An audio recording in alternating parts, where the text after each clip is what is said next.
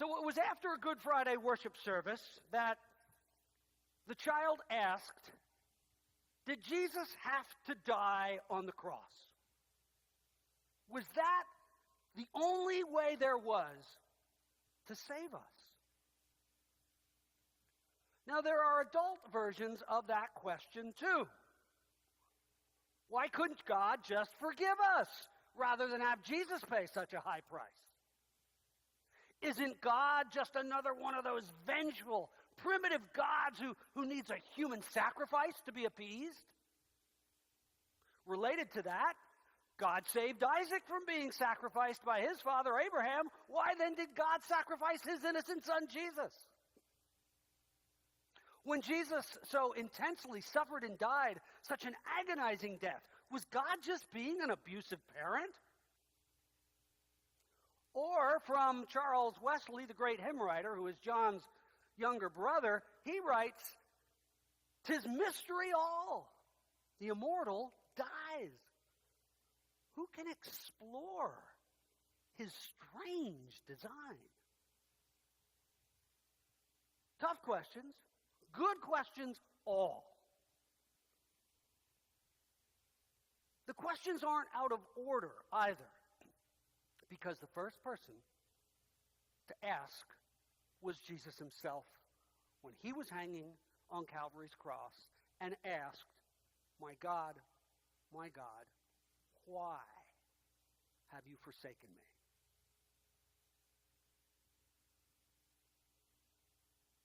Before we talk about Jesus, let's first talk about paying for one's own mistakes, whatever they may be. And I'd like to get at this question with how do we pay for our mistakes by giving you a situation to which I think we can all relate. Imagine then that someone borrows your car, and as the driver backs out of your driveway, strikes a gate, knocking it down along with part of a garden wall. Of course, your insurance doesn't cover that kind of damage. What do? Two options. The first is to demand that the driver pay the damages. The second is to refuse to let the driver pay for the damages because you'll cover it yourself. And yes, there may also be a compromise solution in which you both share in the payment. But notice that in each option, the cost of the damage must be borne by someone. Either you or the driver absorbs the cost for that deed, but the debt does not somehow vanish into thin air. I want to repeat that. The cost of the damage must be borne by someone because the debt does not somehow vanish into thin air. So as that illustration reveals, someone must pay for the repairs. Either the wrongdoer pays, or the victim pays, or both pay, or perhaps, some third party comes along and says, well, I'll pay it. But whatever it is, someone always pays. Now, this is a financial example. Not every loss is financial, right? I mean, some hurts and losses are to one's health, to one's body, to one's reputation, or even to sentimental items that have little or no monetary value, but, are priceless to the owner. We all have those framed pictures of, great-grandparents that, what are they worth? But to us, they're everything. Now, our society, when redressing these kinds of grievances, generally has two responses. If it's a criminal act, then there's some restitution and or probation and or prison. If it's a civil case, a civil lawsuit, then there's a monetary penalty or a judicially mandated penalty of some sort that, will make it right and correct the wrong. And so in a culture valuing money, we try to put a dollar value on just about everything, including intangibles like health and life and limb. Not easy, but we manage to do it, albeit, inexactly. It's not an exact science. And yes, the imposed penalty seeks to punish the offender and justly provide fair restitution for the victim's medical care, lost wages, property. But can pain and suffering be truly compensated by dollars? Especially when the aggrieved party, say, loses an arm, or is in a coma, or has died. Can money make up for them? I mean, no matter how hard we try, when it comes to financial compensation, we rarely achieve that highly touted equitable goal of an eye for an eye. So a second way in which we attempt to right a wrong is making sure that the perpetrators suffer for their wrongdoing. Most of us certainly understand that emotional need to seek revenge and to hurt the guilty party just as we've been hurt. The problem is that kind of retaliation not only continues the cycle of sin, but it often fails to bring healing to both the perpetrator and the victim. I mean, I understand this primal need to hurt the person who hurt us. But both personal experience and lots of research show that we end up hurting ourselves more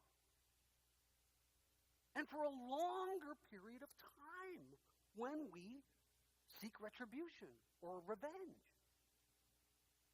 Now, granted, that vindictiveness may bring some short-term gain,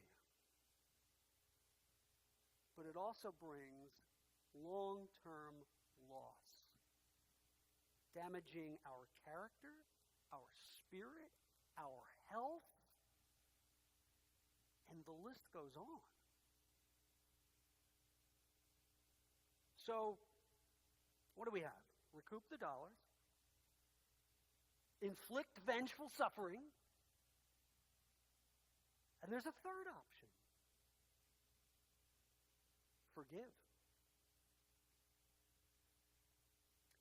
Now, forgiveness does not mean that we ignore the wrong. I mean, it's often necessary that we confront the perpetrator in order to alert that perpetrator to the fact that someone's been hurt or that some kind of harm resulted.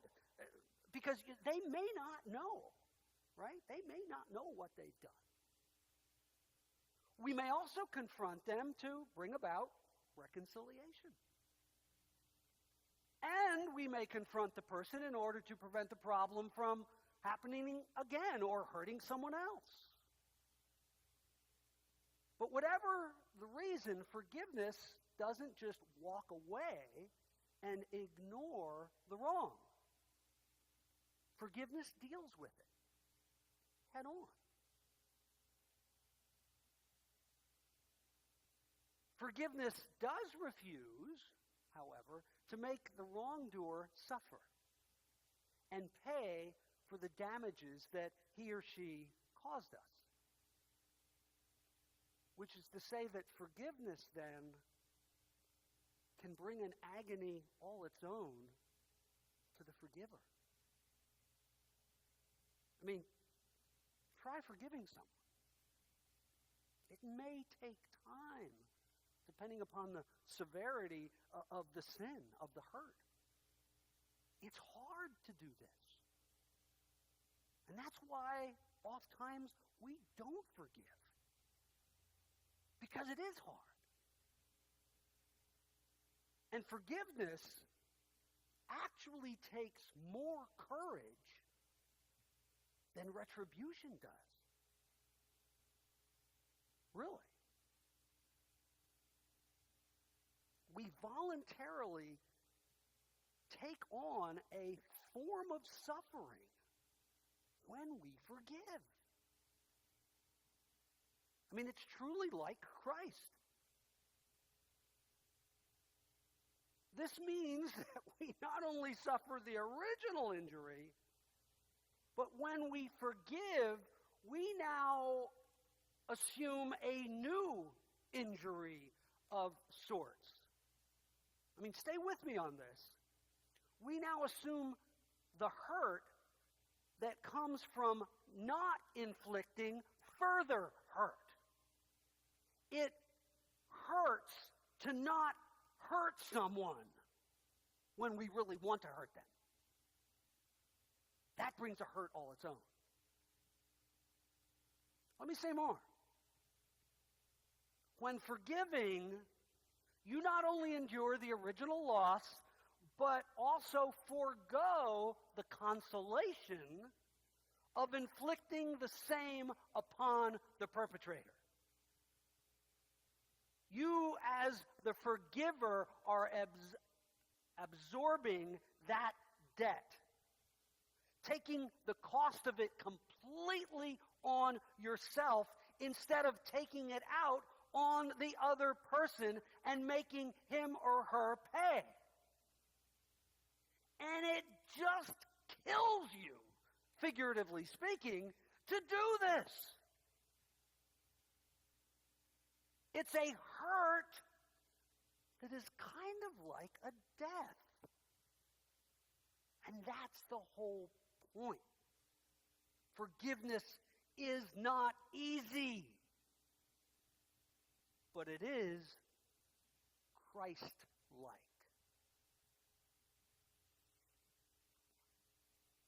You know, we often forget that when we're the wrongdoers and we're forgiven for our mistake, we forget that forgiveness still comes with a price tag. We've gotten away seemingly scot-free, forgetting that someone else has taken that on. Because the fact is that forgiveness has the victim bearing the cost when we're forgiven. But just because the guilty party doesn't pay, doesn't mean that there's no cost. Again, someone has to pay for that gate and the damaged garden wall. It doesn't magically go away.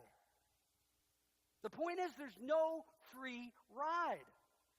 Damages don't just magically repair themselves and poof, go away. Forgiveness is costly. Emotionally, physically, financially. It's a sacrifice. Forgiveness naturally entails sacrifice by the party that's been wronged. That's what forgiveness does. That's what God does. Only with God in Christ, it literally kills him to forgive. Forgiveness for serious wrongs is a serious business. When one is wronged so deeply, when the sin is so terrible, one doesn't just forgive and blithely, let bygones be bygones, and smile the hurt away.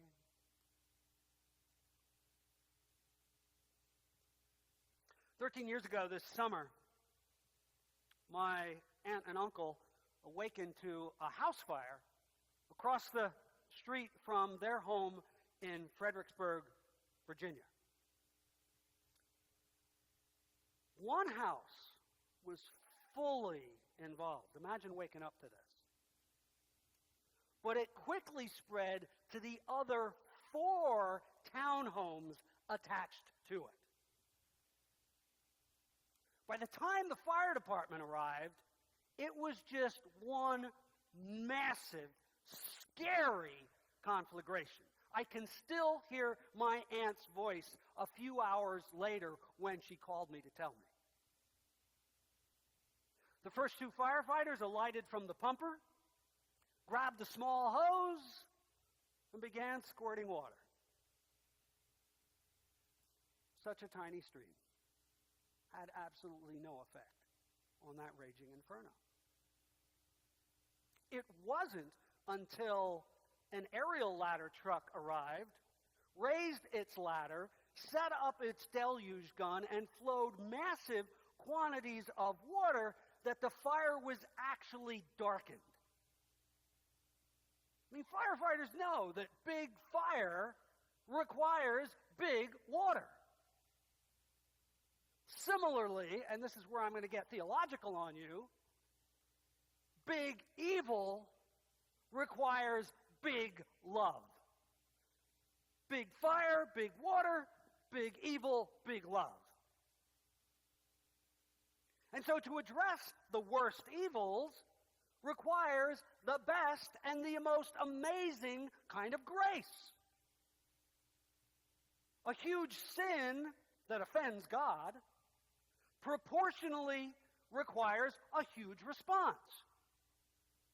The sin that God forgives is of biblical proportions.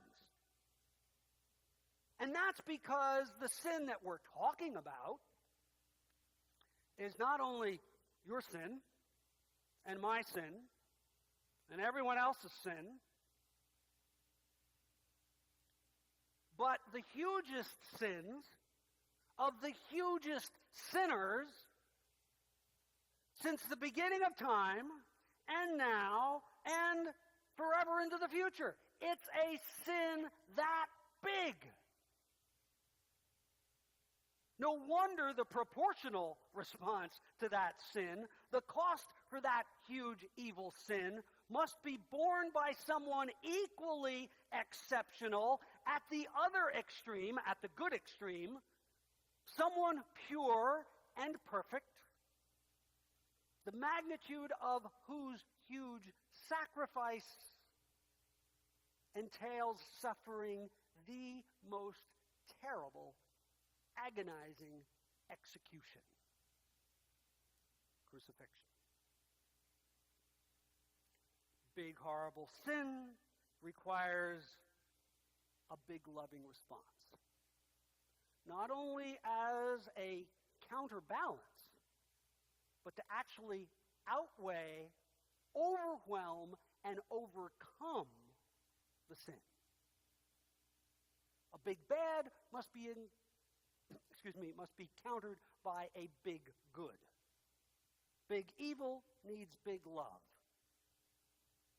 As Charles Wesley pens in the hymn, "O for 1,000 tongues to sing," he breaks the power of canceled sin.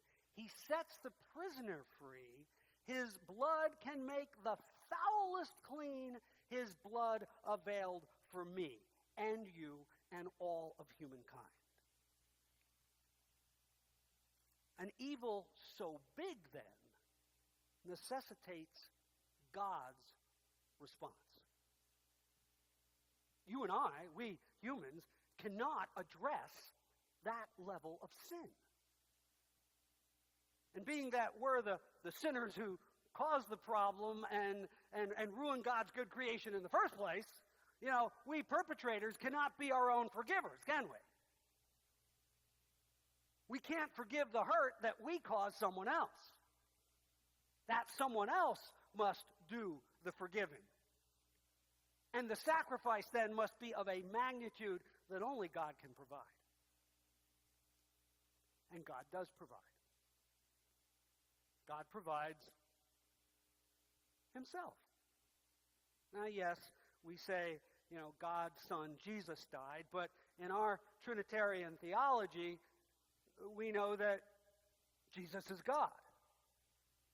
So God sacrifices himself for us, for our sake, to not only forgive us and correct our wrong by making everyone whole and holy, but to bless us with the gift of salvation and eternity in his presence, making it all right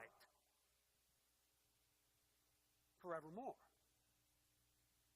God pays our debt and fully reconciles us, welcomes us back to himself. God does it all, as only God can do. Wow.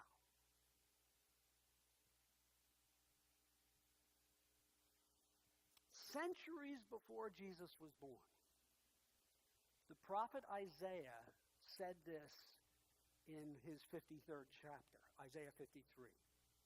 Who has believed what we have heard?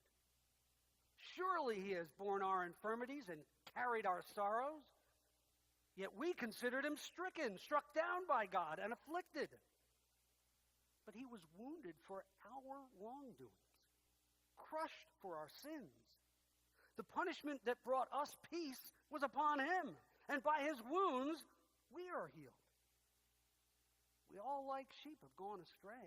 We have all turned to our own way, and the Lord has laid on him the sinfulness of us all. For he was cut off from the land of the living, stricken for the sin of people.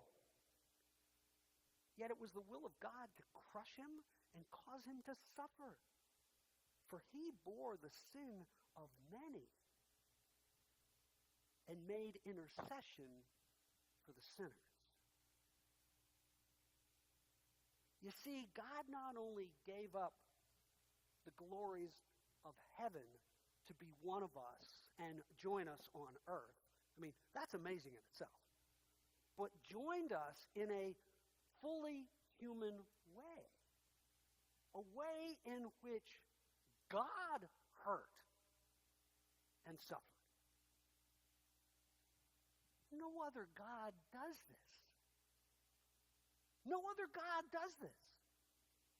I mean, God could have come to earth on Christmas as some exalted, untouchable, force field protected, kind of supreme monarch to lead a charmed life of luxury and comfort without enduring any temptation or sin. That's not what God did. God became as vulnerable as you and I. He hurt with us and for us. God put his suffering to use for the most holy of purposes, for us, for humanity. The pinnacle of God's creation, the ones made in God's very image. He loved us so much to redeem us, to reconcile us to himself, to forgive us, to die for us. He took the pain that we cause ourselves and one another and God and used that pain, healed it, turned it around, redeemed it, transformed it into blessing. And that blessing is resurrection. Not just Jesus' resurrection on Easter Day, but our resurrection. There was no other way for God to obtain salvation for us in this life and the next without this sacrificial death. No other way. All thanks and praise be to God for this extraordinary gift of grace.